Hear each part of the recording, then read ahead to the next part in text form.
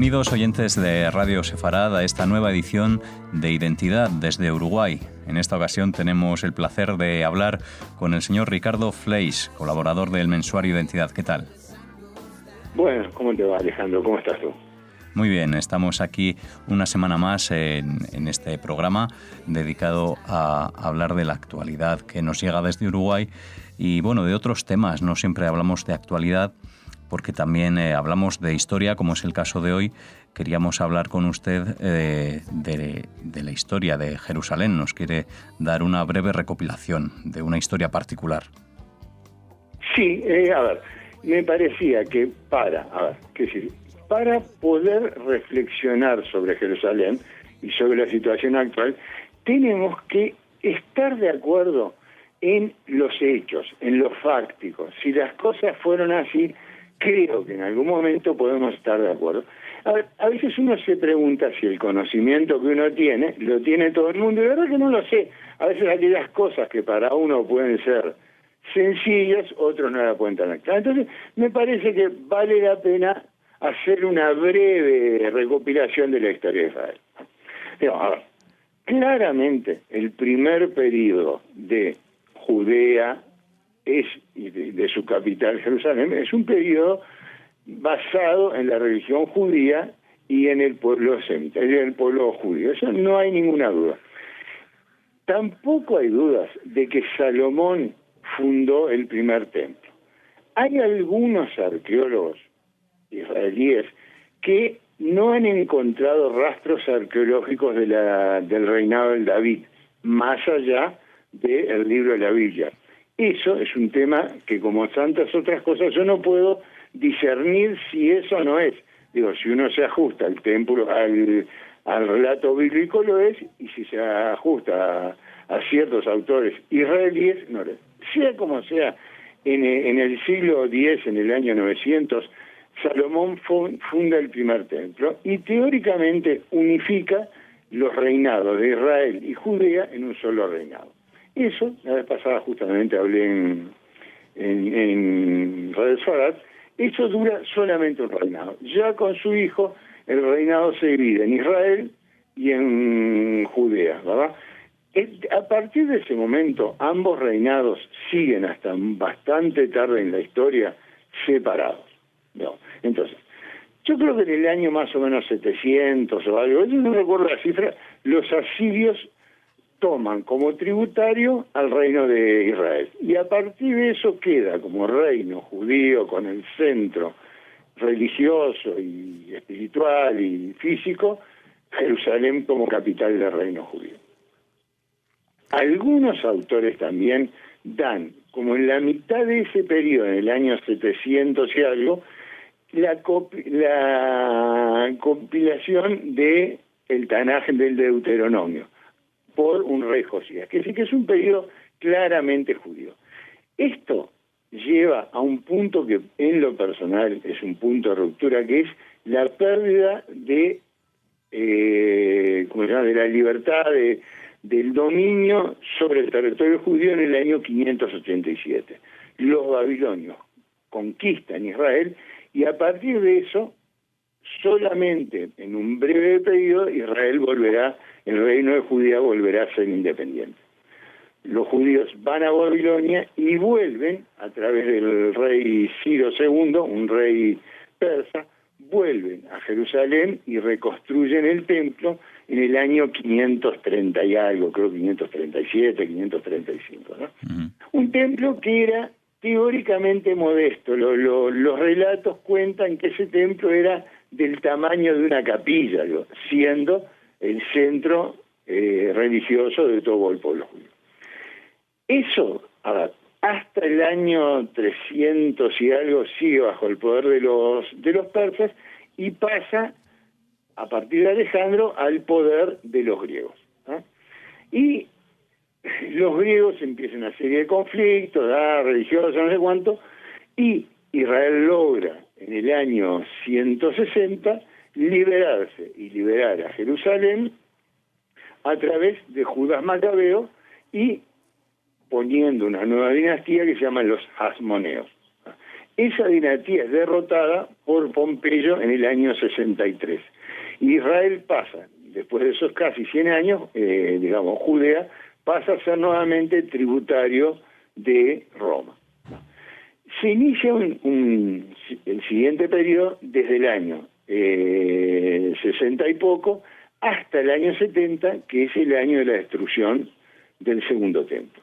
En ese entorno, en los principios de nuestra era común, un rey edumeo, Herodes, reconstruye el templo en condiciones realmente magníficas. Hace del templo, que era un templo bastante chico, en un templo importante. Reconozcamos, Herodes no solamente construyó el templo, también construyó el templo de Cesarea, que era un constructor importante. En el año 70 empieza una revolución muy importante, importante porque aparte tiene dos elementos, tiene un elemento contra los romanos y aparte un elemento de lucha interna dentro de Jerusalén. El templo es destruido, los judíos son exiliados en buena medida, y el siguiente jalón de nuestra historia es en el año 130 con la revolución de Bar Kokhba, que es derrotada por los romanos y se destruye Jerusalén, con un número muy alto de muertes, con un número de colocación de gente en la diáspora, de exilio de la gente muy alto, y ahí termina el dominio de los judíos sobre la tierra de Israel. Digamos. A partir de eso, lo que hay son poblaciones, y habla donde se escribe el Talmud, Sefat, es decir, en Jerusalén los judíos durante varios cientos de años no se estuvo prohibida su entrada. Jerusalén fue llamada Aelia Capitolina por los romanos, fue reconstruida, tiene avenidas grandes, es una ciudad prácticamente romana. Y ahí se inicia un periodo que no está demasiado escrito yo no he encontrado demasiado material entre el 135 del dominio romano hasta la caída del dominio romano por la conquista musulmana. En el año 600 y poco, cuando el islamismo empieza a crecer, toman Jerusalén como una ciudad sagrada, con un relato que nos interesa, que en una noche Mahoma fue ¿cómo se llama? Desde la Meca, Medina, llevado por un caballo llamado Burel, ahí subió al cielo, no sé cuánto, y eso hace que algo que ellos llaman, creo que el Corán no menciona como capital, no menciona como Jerusalén, sino como la ciudad lejana, y en esa ciudad es la tercera ciudad sagrada del Islam. Eso se da, digamos, ese dominio musulmán se da pasando por los califas, intercortado por las cruzadas. Hay 100 años donde los cristianos toman el control de Jerusalén y vuelven a tomarlo los Saladín, creo que es, hasta que el Imperio Bizantino lo toma, el Imperio Otomano luego, y en 1818, cuando Turquía pierde la guerra, comienza el mandato británico hasta 1948. Me parece que ese relato, Alejandro, ¿estaríamos de acuerdo de que parecería que representa la historia? Hombre, sin duda. Yo creo que es un relato breve, pero que deja patente la relación, ¿no?, entre los judíos y la tierra de Israel, así como el de la Ciudad Santa. De ahí que llegamos a pasar a estos tiempos modernos, ¿no?, como nos estabas contando, Ricardo, de 1948. Y ahí, qué decir, lo que yo considero, es una visión personal, la partición de 1947 realmente mirada con perspectivas históricas es una barbaridad. Yo solicito que cualquiera que miren, porque divide a Israel, digamos, lo que es el Estado de Israel, en tres partes. La parte norte de Galilea no se toca, es decir, la Galilea no se toca con la parte central, no tiene comunicación. Y la parte central tiene un punto de comunicación con la parte sur. Y Jerusalén no pertenece al Estado de Israel y es tomada como ciudad internacional. Y eso claramente no es justo. Eso, sea como sea, que es decir, el derecho de los judíos a estar en Jerusalén, creo que es indiscutible para cualquier persona de buena fe en este mundo. Creo que no es discutible, ¿verdad? Es su lugar santo, y sobre los lugares sagrados, no, a ver, estamos de acuerdo que no puede haber discusión. Es decir, ese lugar germinal, yo estuve en Israel, ¿verdad? Y es muy emocionante ver la piedra, ahora han hecho excavaciones nuevas, y ver la piedra fundacional del Templo de Jerusalén. Es el pasado del pueblo judío. Claro, los aspectos históricos están ahí, ¿no?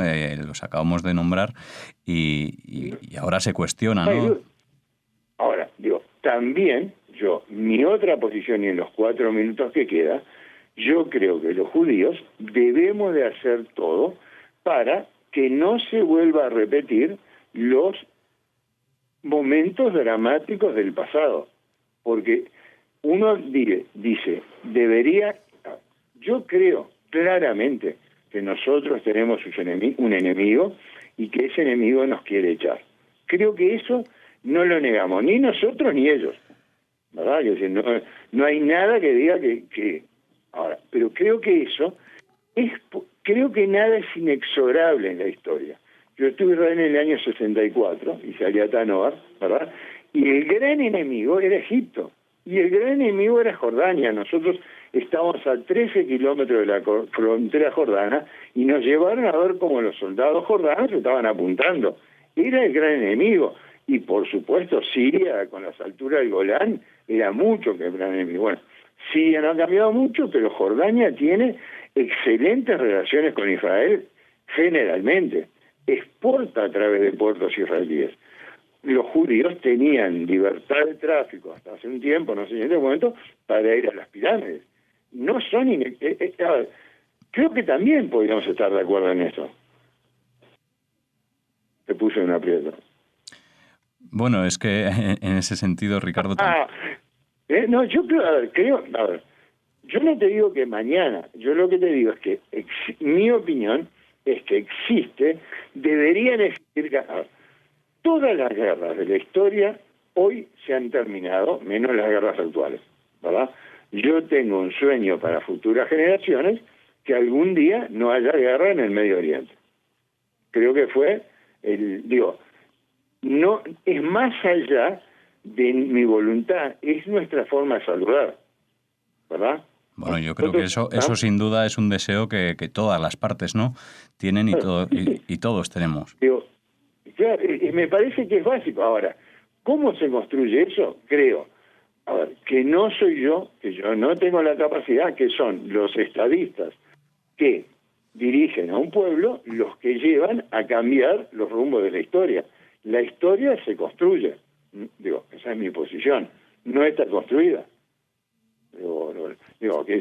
Y a veces, figuras que podrían no parecer, Menaje Begin hizo la paz con los egipcios, ¿verdad? No parecería cerrar eso. Sin embargo, la hizo. Sé que es un tema discutible. Tengo la certeza que históricamente va a haber un momento, no sé cuándo, en el cual los pueblos deberían vivir en paz. Si no, sería muy embromado. Pero bueno. Bueno, desde aquí creemos sin duda que es el momento, ¿no?, para empezar también a construir a partir de la historia y a partir de los días de hoy, de las nuevas generaciones, construir un futuro en paz, evidentemente, porque al final es un deseo, como decíamos, de todos. Sí, yo creo, si tú me preguntas hoy la perspectiva es la paz, te diría no, ¿verdad? Pero las guerras, a veces, ¿qué decir?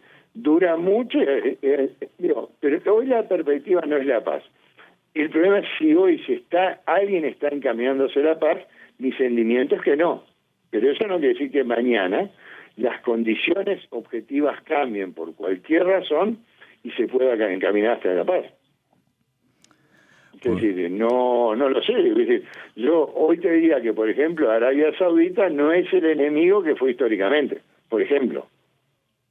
Me parece. Claro, y sin duda, evidentemente, tal vez no sea hoy cuando pueda, pero sí esperamos que mañana lo sea, ¿no? Eso sí está claro. No, pero digo que sí, que sí, porque la correlación de fuerzas en el Medio Oriente no pasa todo por Israel.